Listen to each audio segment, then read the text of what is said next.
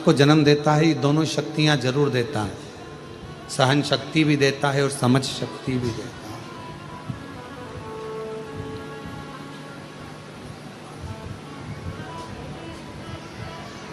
सहन शक्ति भी देगा और समझ, अब दोनों का होना जरूरी है। सहन शक्ति भी होना जरूरी है। कोई अपशब्द कर रहा है, कोई ताने दे रहा है, कोई गाली दे रहा है, कोई आड़ा टेढ़ा बोल रहा है, कोई आपके ऊपर कमेंट्स कर रहा है, कोई आपको अपशब्द बोल रहा है, कोई आपकी बातों को काट रहा है, कोई आपको गलत साबित कर रहा है, ठीक है, सहन करते जाओ। शंभू है ना, शंकर है ना, विश्वास रखो, करेगा। जब आपका जवाब आप ना दे सकते हो तो आपका जवाब आपका समय और कुबेरेश्वर महादेव जरूर देगा। दोनों चीज रखी है, एक सहन शक्ति भी रखी है और एक समझ शक्ति भी रखी है। दोनों रखी है, समझ भी रखी है। हमें क्या अच्छा है क्या बुरा है ये हमको सोचना है। और मैं साधुवाद दूंगा। आज हमारे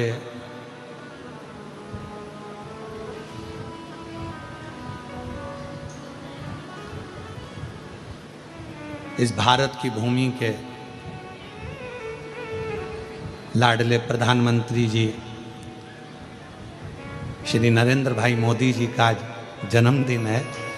उनको बहुत बहुत साधुवाद देता हूँ इस व्यासपीठ के माध्यम से, कुबेरेश्वर बाबा की इस भूमि के माध्यम से। और बहुत अच्छे भाव से जिन्होंने भारत को, भारत के संविधान को और भारतीयों को जो संभालते हुए एक आनंद के साथ, एक ऊर्जा के साथ कार्य किया है, संपूर्ण सनातनियों को एकजुट करने का, मैं बहुत बहुत साधुवाद माननीय प्रधानमंत्री श्री नरेंद्र भाई मोदी जी को उनके जन्म दिवस पर देता हूँ। बहुत बहुत बहुत बधाई। आप खूब ऐसे ही राष्ट्र के लिए कार्य करते रहें। जितनी ऊर्जा आप में आज है, जितना बल और ऊर्जा आपके चेहरे पर आज नजर आती है, मैं भाई नरेंद्र भाई मोदी प्रधानमंत्री जी को साधुता के साथ कहता हूँ, ऐसी और ऊर्जा आपके चेहरे पर, आपके स्वभाव में और आपके जीवन में रहे। बहुत सारा हर हर। तो दो चीजें हैं, एक सहन शक्ति, एक समझ शक्ति, दो।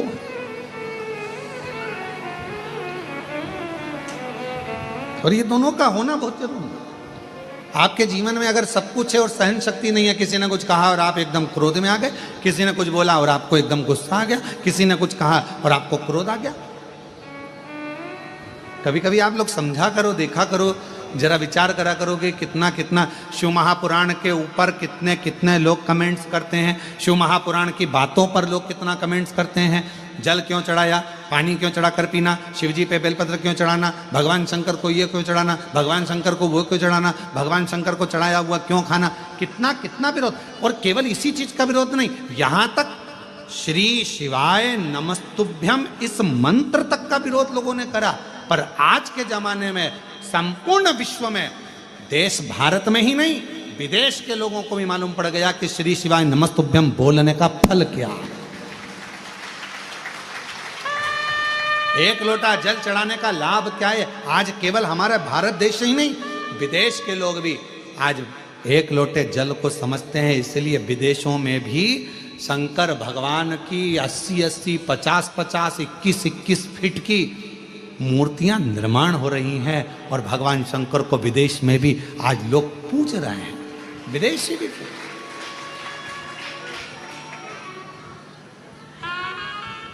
विदेशों के घर में भी श्री शिवाय नमस्तुभ्यम लिखा हुआ है। जो समझ गया, जान गया कि एक मंत्र श्री शिवाय नमस्तुभ्यम शंकर भगवान है। ऐसा लगता है कुबेरेश्वर बाबा की भूमि पर कि जैसे यहाँ मायका आपका बाप के घर में आनंद करने के लिए लोग, पिता के घर तो कोई ये विचार ना करे, कोई ये ना सोचे कि भाई घूम गए। भगवान शिव कह रहे हैं शांति को अगर पाना है तो मेरे मंदिर तक आना पड़ेगा, शांति को पाना है तो मेरे नजदीक में आना पड़ेगा। भगवान शिव से पार्वती जी कर रही है पितृलोक चली, और शंकर भगवान मौन हो जाते, एकदम शांत हो जाते, चुप हो जाते, बोलते कुछ नहीं, एकदम मौन।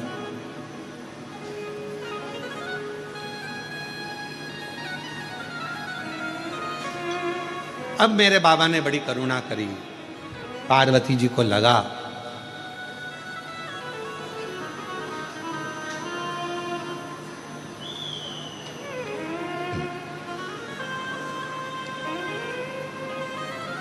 कि शिव जी जाना नहीं चाहते, भगवान शंकर पितृलोक में जाना नहीं चाहते। शिव जी को, पार्वती जी को लगा शंकर पितृलोक में नहीं जाना चाहते। तब पार्वती मैया ने कहा कि प्रभु मेरे नाना के घर आप नहीं जाओगे क्या?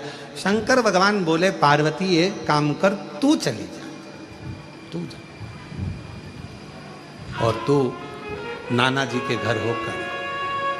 पार्वती जी कहने लगी बाबा यदि एक बार मेरे पितरों को, मेरे नाना को, मेरी नानी को आपका दर्शन हो जाएगा तो वो कृतार्थ हो जाएगा, उनका कल्याण हो जाएगा, कृतार्थ हो जाएगा। शिव कहते हैं पार्वती सुनो, गंगा का जल लेकर मेरे ऊपर समर्पित कर दो, जो जल मुझ पर चढ़ेगा उस जल का एक अंश तेरे नाना को पितृलोक में प्राप्त होगा, और उस जल से तेरे नाना तृप्त हो जाएंगे और उनका मोक्ष होगा। हम पहले भी कहें पितृपक्ष के अंतर्गत यदि प्रदोष के दिन अगर भूल से भी आपके हाथ से एक लोटा जल शिव जी को चढ़ जाए, और केवल पितृपक्ष के प्रदोष के दिन यदि एक लोटा जल, एक बेलपत्र, एक चावल का दाना आपका शंकर भगवान को चढ़ता है, शाम के समय प्रदोष काल में भगवान शंकर के मंदिर में या बेलपत्र के वृक्ष के नीचे या तुलसा के क्यारे में या बट वृक्ष के नीचे या बेलपत्र के नीचे या आंवले के वृक्ष के नीचे या पीपल के वृक्ष के नीचे यदि एक दीप प्रज्वलित होता है प्रदोष काल में, निश्चित है आपके पूर्वज, आपके पितरों को तर्पण हुआ कि नहीं हुआ, पिंड हुआ कि नहीं हुआ, पर उनकी मुक्ति निश्चित हो जाती है, मोक्ष मोक्ष। जैसे कथा आती है कि नवरात्रे में जैसे माताएं कहती हैं हम नवरात्रे में माता जी का व्रत रख रहे हैं, हम नवरात्रे में ये उपासना कर रहे हैं, हम नवरात्रे में माता की ज्योत खड़ी कर रहे हैं, हम नवरात्रे में माता का अनुष्ठान। बिल्कुल करो, अनुष्ठान करना जरूरी है। आप व्रत करती हो जरूर करो, आप साधना करती हो, आपके घर में जैसा होता है वैसा करो, आपके घर में जो होता है वो करो। पर साथ में नवरात्रे में यदि प्रेमवश नवरात्रे में अगर माँ जगतजननी जगदम्बा का, अम्बा का दर्शन करने के लिए माता रानी के मंदिर तक जा रहे हो तो एक पुष्प की 9 पंखड़ियां जरूर लेकर जाओ, या 9 पुष्प लेकर। और वो भी नहीं कर सकते, अपने घर में माँ जगत जननी को 9 चावल के दाने लाल चंदन में कर कर अर्पित करो। माँ को रिझाओ, देवी को रिझाओ, और शंकर की जितनी आराधना कर सकते हो। श्री शिवाय नमस्तुभ्यं, श्री शिवाय नमस्तुभ्यं, श्री शिवाय नमस्तुभ्यं, श्री शिवाय नमः। तुम शिव की आराधना जितनी कर सकते हो, दिल से जितनी आराधना कर सकते हो उतनी करो।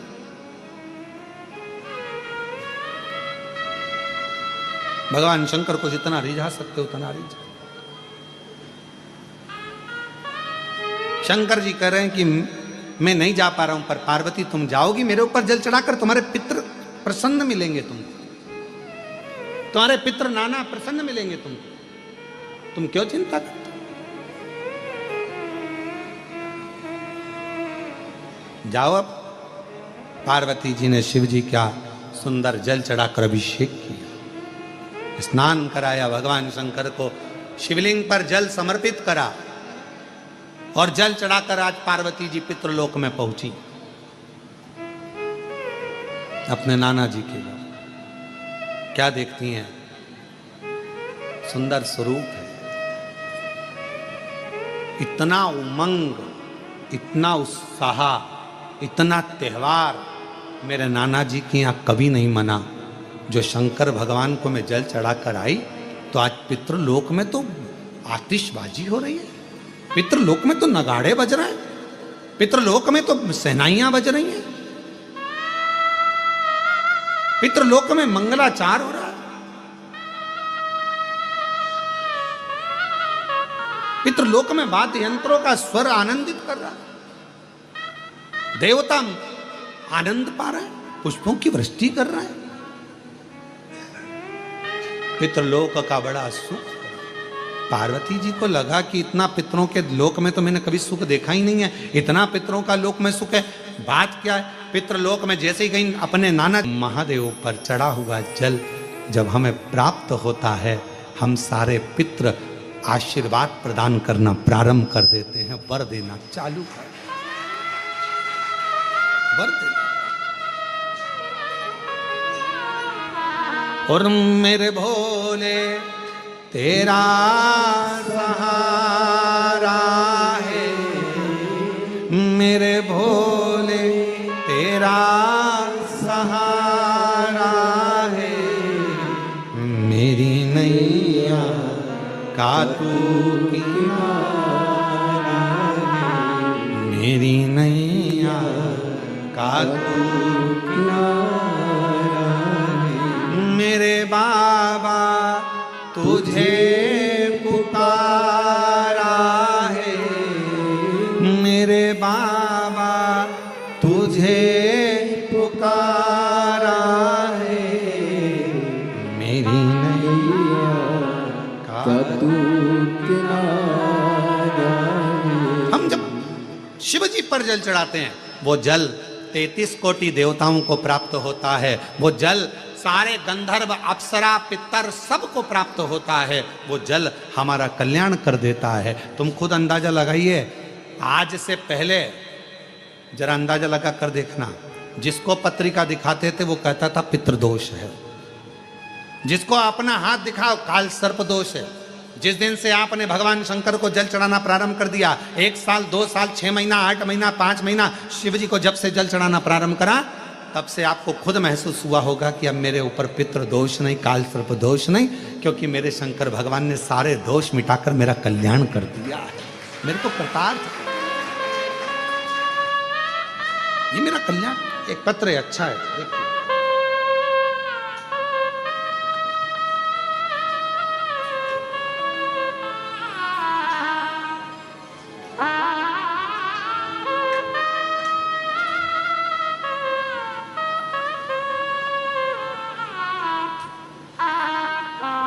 कन्यादान, 25 लड़के वाले आए, 25 लड़की वाले आए, प्रेम से आराम से शादी करें। ऐसा नहीं कि शादी ऐसी शादी नहीं, उनके लिए स्टेज भी हम बनवाएंगे, उनके लिए भोजन व्यवस्था भी हम लोग करेंगे। और ऐसी नहीं करेंगे कि लोगों को लगे कि बिल्कुल गरीब गुजरा, ना ना, बहुत शान से, सत्ता से, क्योंकि वो मेरे बाबा की नातिन होगी, क्योंकि आपकी बेटी बाबा की नातिन है, उसकी शादी का जवाबदारी शिव की है। बैठो गए, क्यों चिंता करना, क्यों टेंशन लेना। और जो कुबरेश्वर बाबा दहेज देगा वो देगा उसके हाथ। उनके भोजन व्यवस्था, 25 लोगों के जो भी मेहमान आएंगे, जेंट्स, लड़के वाले, लड़की वाले, सब की व्यवस्था है, सब की व्यवस्था। क्यों सोचना।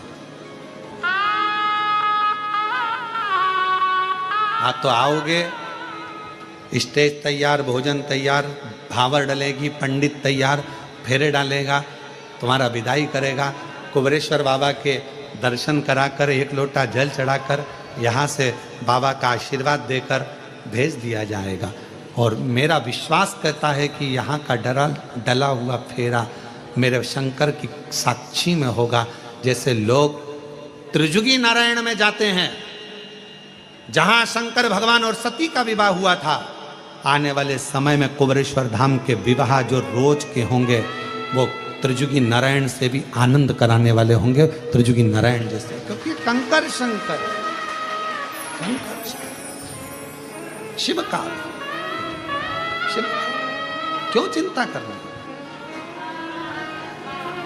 और तेरे भरोसे मेरी गाड़ी, तू जाने तेरा काम जाने।